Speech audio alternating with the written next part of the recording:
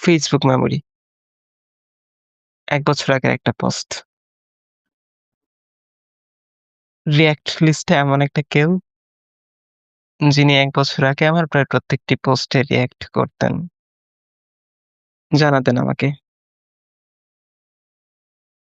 এখন হয়তো আমরা ও Facebook অ্যালগরিদমের কাছে হেরে গেছি। এই হেরে যাওয়াটা আমি যেহেতু মেনে নিতে চাই না, সেহেতু আমি তার প্রোফাইলে গেলাম। ইচ্ছে ছিল তার পোস্টে রিঅ্যাক্ট দেওয়ার। তো আমি যখন তার প্রোফাইল স্ক্রল করছি, ১ম ৪-৫ টা পোস্ট দেখে ভালো লাগলো না। আরেকটু নিচের দিকে গেলাম। এরপর বই নিয়ে একটি পোস্ট ভালো ছিল। কিন্তু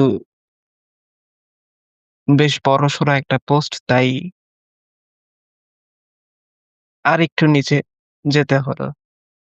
এরপর একটা ছোট্টখাট্ট ক্যাপশনের